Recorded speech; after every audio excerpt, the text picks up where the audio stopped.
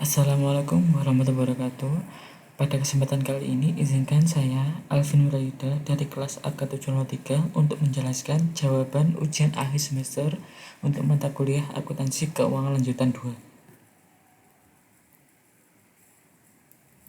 Soal yang pertama, Martin dan Oscar menyetujui untuk menerima tren ke dalam kemitraannya dengan kepemilikan sepertiga.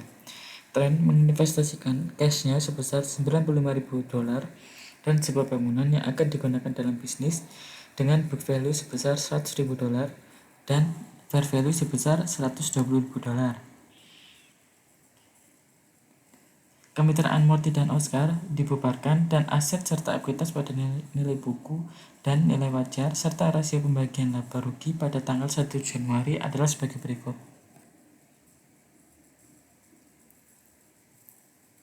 Lalu pertanyaan pertama, siapkan untuk neraca kemitraan Mortin, Oscar, dan Tren pada tanggal 2 Januari tahun 2011, tepat setelah penerimaan Tren, dengan asumsi bahwa aset dinilai kembali dan goodwill diakui.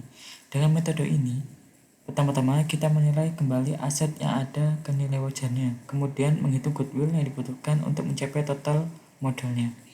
Yang pertama, kita hitung trade investment-nya dengan total cash sebesar 95.000 dan holdingnya dengan fair value sebesar 110.000, maka totalnya $215.000, sehingga total kapitalnya dari ketiganya $215.000 dikali 3 sebesar $645.000. Lalu menyesuaikan modal Martin dan Oscar sesuai dengan fair value-nya. Nilai bersih asetnya sebesar $440.000 dikurangi liabilitas sebesar $50.000, maka total fair value-nya sebesar $390.000. Lalu dikurangi dengan book value net asset sebesar $220.000, maka selisihnya fair value dan book value-nya sebesar $170.000. Atas $170.000 ini, maka akan dibagikan sebesar 50-50 kepada Martin dan Oscar, sehingga Martin dan Oscar memiliki kapital terbaru sebesar untuk Martin yang awalnya $110.000 ditambah $85.000, maka hasilnya $205.000. Untuk yang Oscar awalnya $100.000 ditambah $85.000, maka hasilnya $185.000. Lalu langkah selanjutnya menghitung goodwill atas total capital sebesar $645.000 akan dikurangi dengan net asset fair value-nya sebesar $390.000, lalu dikurangi dengan trend investment sebesar $215.000, maka total goodwill-nya $40.000. Atas total goodwill ini akan dibagi 50% ke Martin dan Oscar, maka tambahannya sebesar $20.000, sehingga Martin capital menjadi $225.000 dan Oscar capital menjadi $205.000.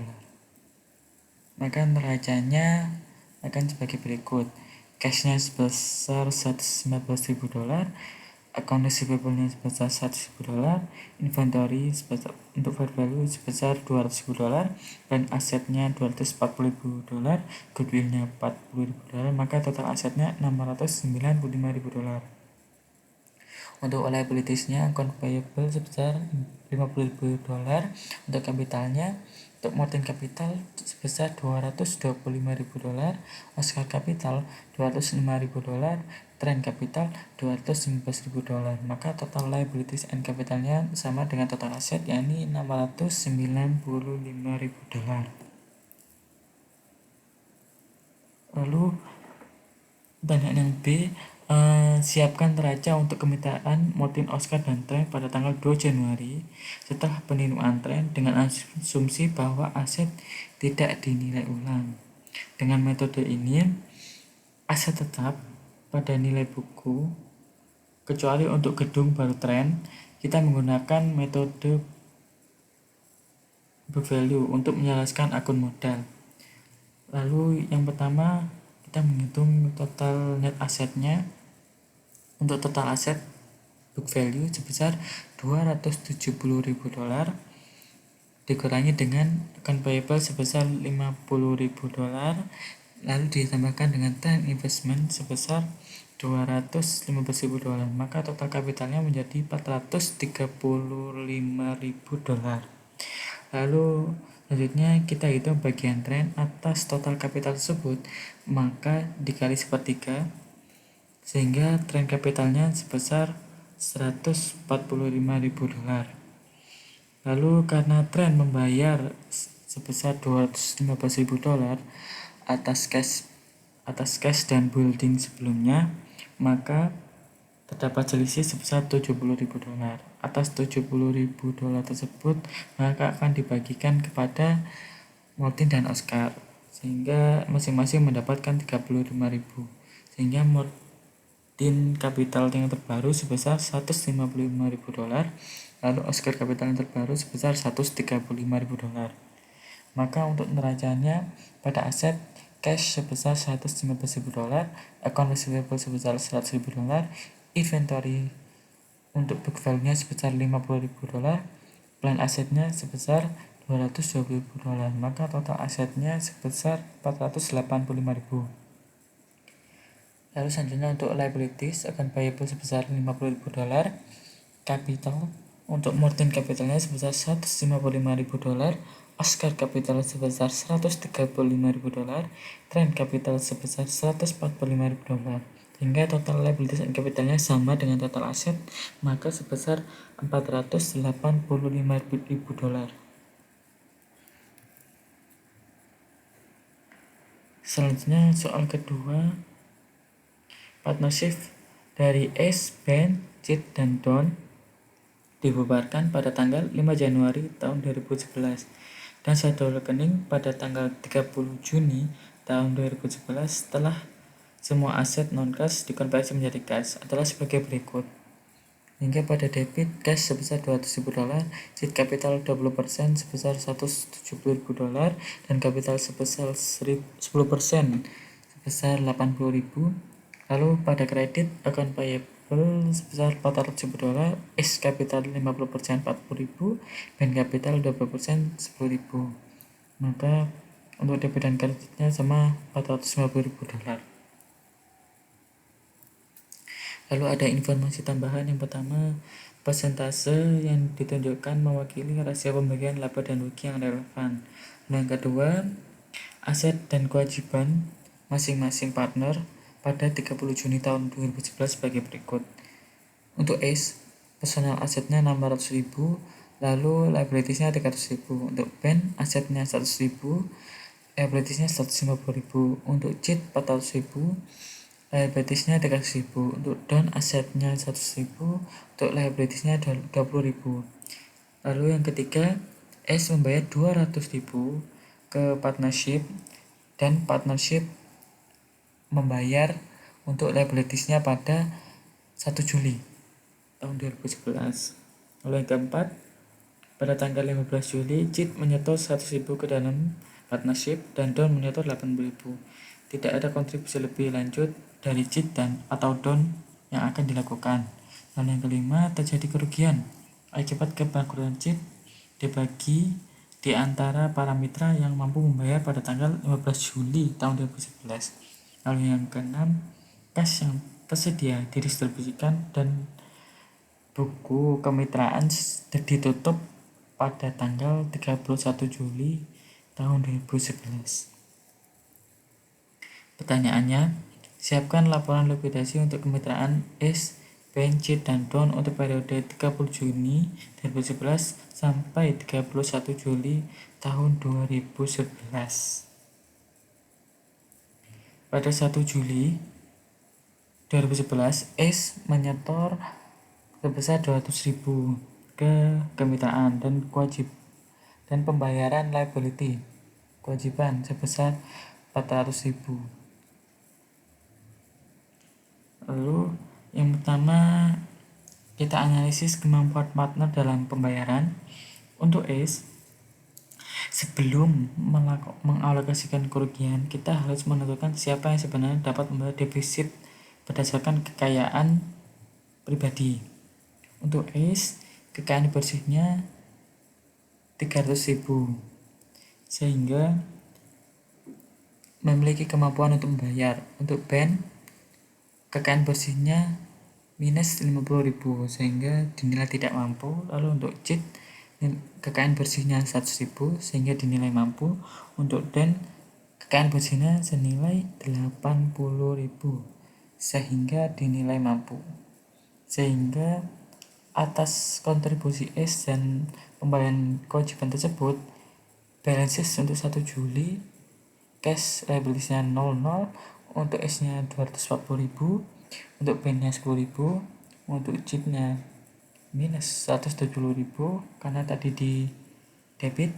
Lalu untuk down-nya minus 80.000. Lalu ada JIT dan down contribution tadi sebesar 180.000, maka akan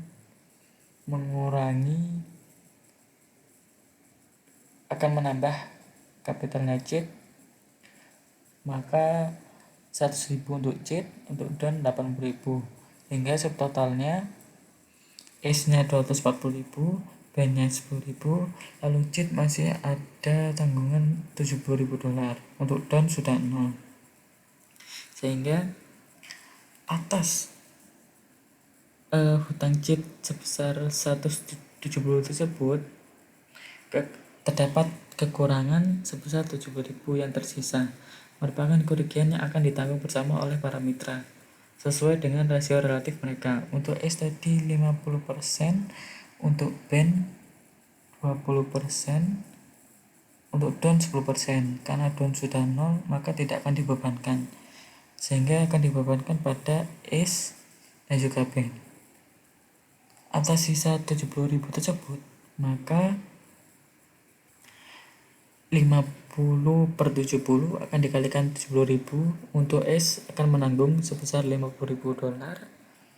Lalu untuk BEN 20/70 dikali $70.000, maka akan menanggung $20.000.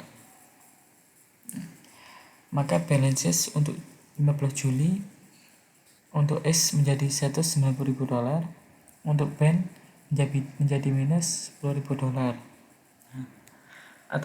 Setelah menanggung bagian dari C tersebut, BEN ternyata memiliki saldo debit sebesar 10.000 karena BEN secara pribadi tidak mampu membayar dan ia tidak dapat berkontribusi, maka S sebagai satu-satunya mitra yang masih memiliki saldo kredit dan mampu membayar, maka harus menanggung kekurangan BEN sebesar $10.000. Maka atas S tersebut, final balances-nya untuk S sebesar $180.000, sehingga distribusi akhir setelah semua penyesuaian, S adalah satu-satunya mitra yang masih memiliki saham dengan cash sebesar $180.000 akan dibayarkan kepada S untuk tutup buku, sehingga ending balance-nya semuanya 0.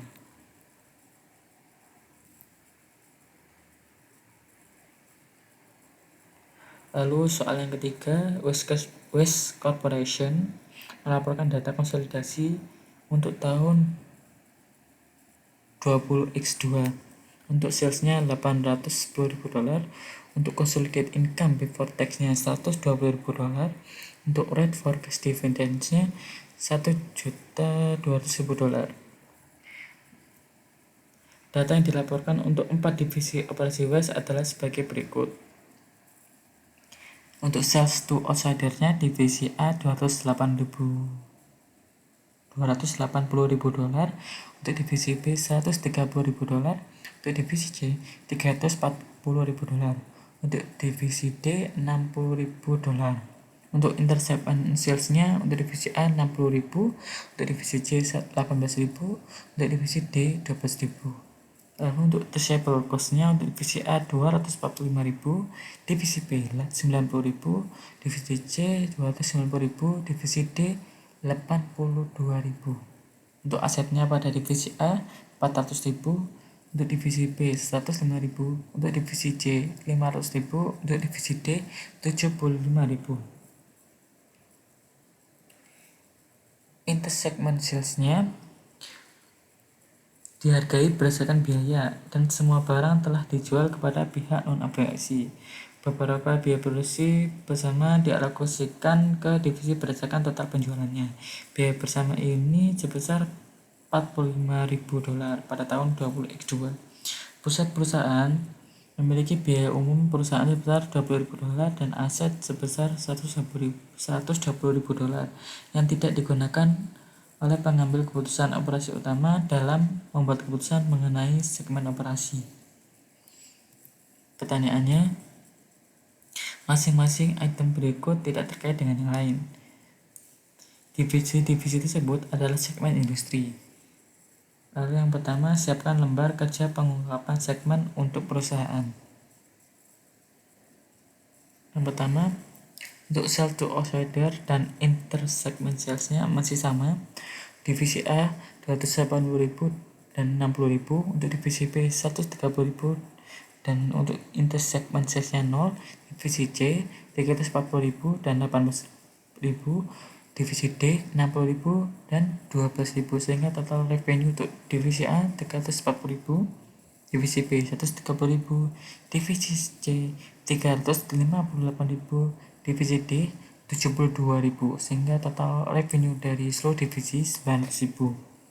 Lalu tadi ada receivable cost, divisi A 240.000, divisi B 90.000, divisi C 290.000, divisi D 82.000. Lalu tadi ada yang diketahui untuk joint cost-nya, maka akan dialokasikan ke masing-masing divisi dengan cara total revenue dari setiap divisi dibagi dengan total revenue dari seluruh divisi, yakni 900.000 dikali dengan 45.000 atas joint cost tersebut. Sehingga untuk divisi A joint cost-nya sebesar $17.000, divisi B $6.500, $17.900 untuk divisi C, untuk divisi D $3.600.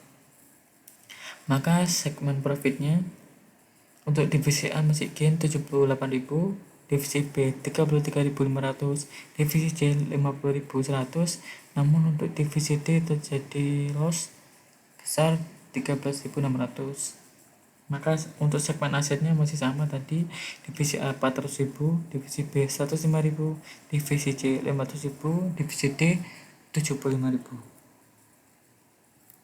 Lalu pertanyaan yang kedua, siapkan jadwal yang menunjukkan segmen mana yang wajib untuk dilaporkan. Suatu segmen wajib dilaporkan jika memenuhi salah satu dari 3 tes berikut.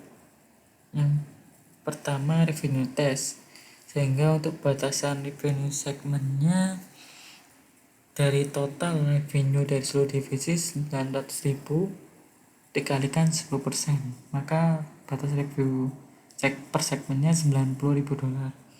Untuk divisi A memenuhi karena di atas 90.000, yakni tadi $340.000. Lalu divisi B memenuhi karena $130.000. Untuk divisi C memenuhi tadi revenue untuk divisi C $358.000. Namun untuk divisi D tidak memenuhi karena di bawah $90.000. Tadi kalau total revenue divisi D sebesar $72.000. Lalu yang selanjutnya profit test, dengan batasan profit segmennya dengan ambang batas 10%, maka total labanya $78.000 ditambah $33.500 ditambah $50.100 dikalikan 10% sebesar $16.100. Yang tidak memenuhi di sini adalah divisi D karena tadi terjadi kerugian sebesar $13.600. Lalu tes yang ketiga, aset tes, dengan batasan aset segmennya sebesar $1.080.000 atas seluruh total aset dikalikan 10%, maka batasannya $108.000. Untuk divisi A masih memenuhi karena tadi asetnya $400.000. Lalu untuk divisi B tidak memenuhi karena total aset divisi B sebesar $105.000, di bawah $108.000. Lalu untuk divisi C asetnya tadi $500.000 sehingga memenuhi. Untuk divisi D tidak terpenuhi karena total asetnya tadi hanya $75.000. Maka reportable segmennya untuk EV new test divisi A memenuhi, divisi B memenuhi, divisi C memenuhi, divisi D tidak. Untuk profit test divisi A memenuhi, divisi B memenuhi, divisi C tidak memenuhi, divisi C memenuhi, untuk divisi D tidak memenuhi. Untuk aset testnya tadi divisi A memenuhi, divisi B tidak memenuhi, divisi C memenuhi, divisi D memenuhi. Maka yang untuk reportable-nya untuk divisi A bisa mereport, lalu untuk divisi B bisa mereport, untuk divisi C bisa mereport, untuk divisi D tidak bisa. Baik, sekian, terima kasih penjelasan dari jawaban ujian akhir semester dari saya. Kurang lebihnya mohon maaf. Wassalamualaikum warahmatullahi wabarakatuh.